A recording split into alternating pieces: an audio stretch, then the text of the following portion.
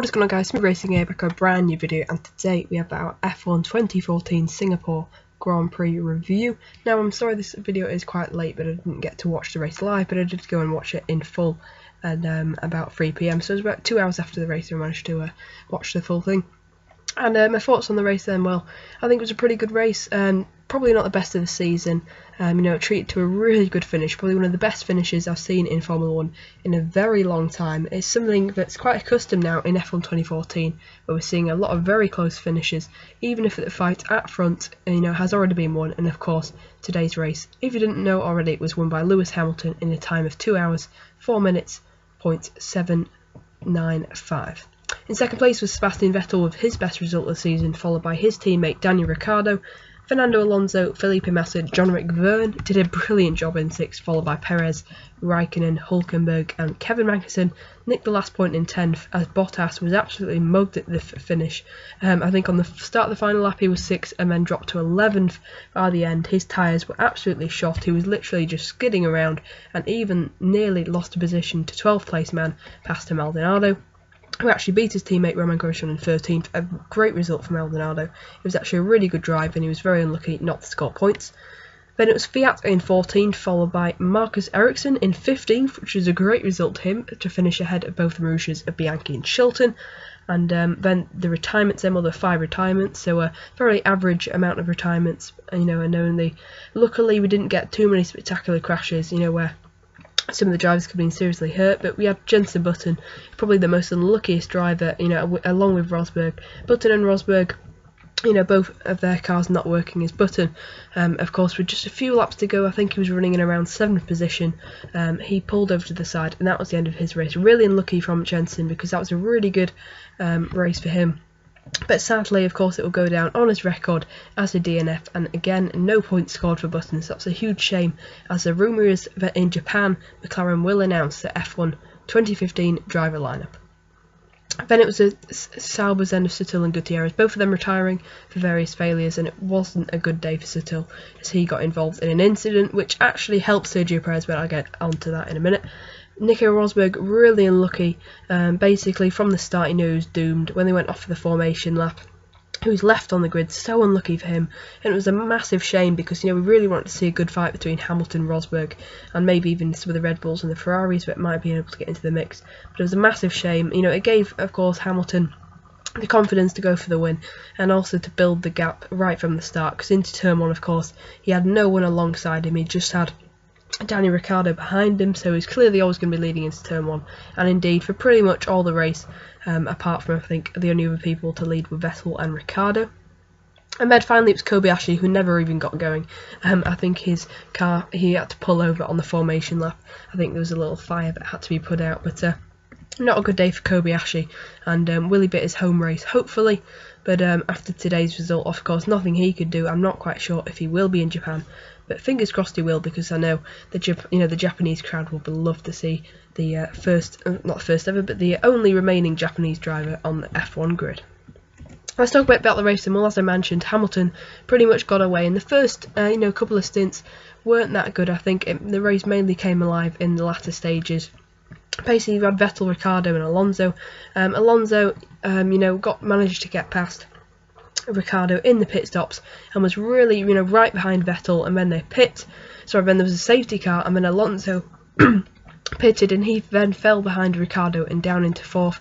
And questions were asked at the end of the race, should Alonso have stayed out during the safety car period? And of course, this safety car period was caused by Sergio Perez, and that sounds very crazy, because of course Perez finished in 7th, as you know. I believe he won the award for most positions gained, from 15th on the grid to 7th. Another fantastic drive from Perez. I keep on saying it, but he's outformed Hülkenberg at the moment, and is definitely the #1 driver at Force India in these past 4 races, probably since Hungary. It's a brilliant spell for Perez, and he'll be hoping to carry that on going towards the end of the season. Of course, his seat quite under pressure, I think, for 2016, but not really for 2015. But still, just trying to increase his value in terms of F1 and trying to rebuild his reputation, which I think a large chunk of it was lost at his year at McLaren. But anyway, of course, then the race went on, and as I mentioned, sorry, going back to But before, about the safety car, basically Sutil just didn't see Perez. Perez, of course, in a lot faster car with a lot fresher tyres, eased up to Sutil really quickly. Sutil, moved over not knowing he was there, and then gave some wing damage to Perez. The wing then went underneath Perez's car. It's fluttered everywhere. Luckily he was on the main straight and had time to react. He was going around with no front wing, then pit under the safety car. Managed to rejoin the queue amazingly, and then I think was in about 3rd position in the row, and then he had to of course unlap himself, which allowed himself to go all the way onto the back, and somehow with various people pitting, he somehow managed to get himself up into about 14th place. He then passed both the Lotus cars, and then the carnage happened. With Verne, Raikkonen, Bottas, Hülkenberg, Magnussen, all those in the mix. It was so hard to tell what was going on at the end, and finally, of course, they emerged. I think Sergio Perez managed to pass Raikkonen on the final lap. And then, of course, Bottas just had no grip. I think he went straight on and lost a couple of positions, I think, to Hülkenberg and Magnussen. But we had Perez going wheel-to-wheel with Hülkenberg.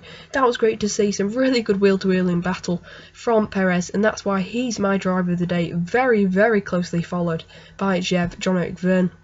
To have that 5-second stop-go penalty, which is actually something we saw a lot, actually, with the track limits. A lot of people have been investigated. And Vergne actually getting I think two 5-second stop-go penalties. He got one at the near the beginning, and then got one at the end, and it was such an amazing effort from him to finish 2 seconds ahead of Perez, even with that penalty.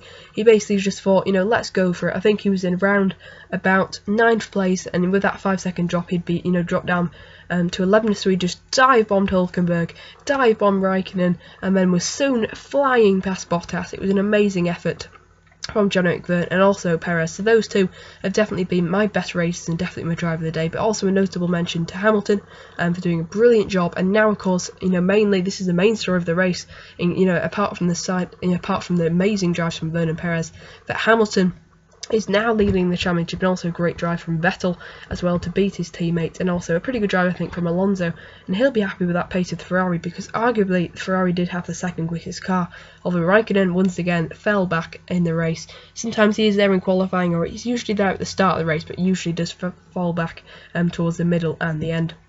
Let's take a quick final look then at the driver standings to round out this video. Lewis Hamilton now leads from Nico Rosberg by 3 points, when you got Daniel Ricciardo, who actually closed the gap, of course, 15 points to Nico Rosberg. So now I think it's still about 57. So I think Ricciardo, not in the shot with the championship, really, I don't think. He's really going to need a lot of good results. And I think, of course, if there are still 5 rounds to go, but if we did head to Abu Dhabi now, he'll be out of a shot. So he really needs to get in below that 50 point, and I think he is currently about 60.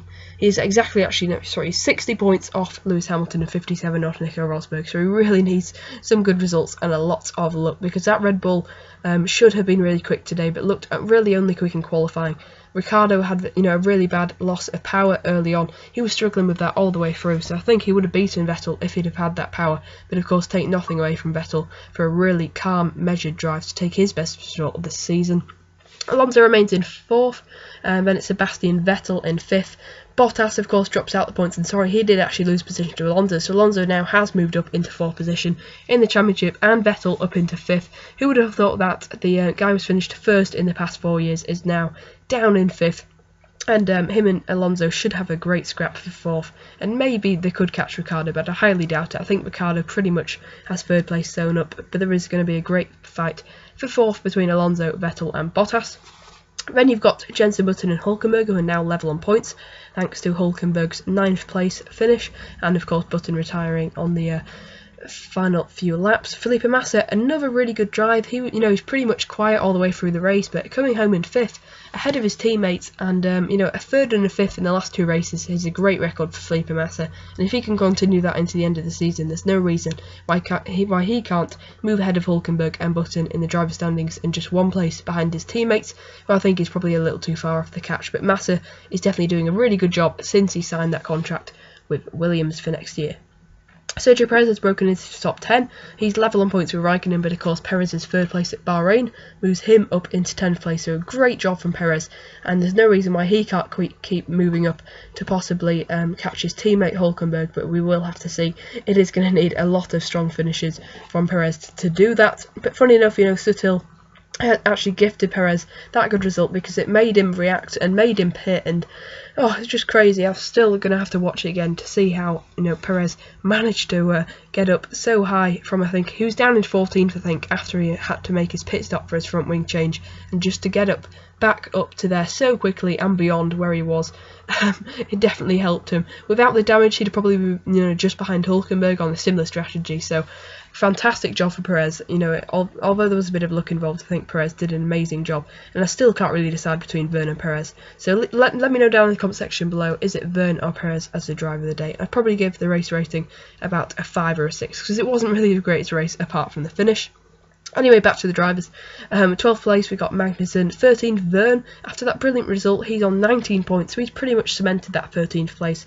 Behind him it's Grosjean on Fiat. Fiat would really does need to get ahead of Grosjean, I think, in the driver standings. Exactly his target for the end of the year, and maybe even catch his teammate, but he's going to need quite a few good results. But of course, for these people lower down, if you do get a good result in Abu Dhabi, you could really propel yourself up the standings. And then, of course, we've got Bianchi, Setill, Ericsson, Maldonado, Gutierrez, Chilton and Kobayashi. No change there, as none of them, got within reach of the points, or indeed 11th place, which I believe would have moved Kobayashi and above Chilton. Going on to the constructors, and it's Mercedes on top then with 479 points, followed by Red Bull Racing, who actually closed the gap, funny enough, for 305. Then it's Williams ahead of Ferrari. Then for 5th, it's Force India ahead of McLaren, so fantastic result for Force India. Moves them above McLaren against all odds. It was looking like McLaren would extend their lead, but Force India just coming in there with a 7th and then a 9th to beat the 10th place finish for Magnussen. So a great job for Force India. Can they keep that to the end of the season? It's going to be tough, but I'm supporting Force India all the way and hoping they can get 5th place in the Constructors. Toro Rosso pretty much cemented 7th in case Lotus have a miraculous comeback, but I'm pretty sure Toro Rosso have got that cemented in now. They're on 27 points. And then it's the usual story of Lotus, Marussia, Sauber and Caterham, who actually did a pretty good job to beat both Marussia's Marcus Ericsson. Actually a pretty good job from him, and also to Maldonado is my final shout out of the day. But anyway, I've dragged on for way too long now, so as we're racing, be sure to leave your driver of the day and also your race rating down in the comment section below. But I'll see you guys next time. Goodbye.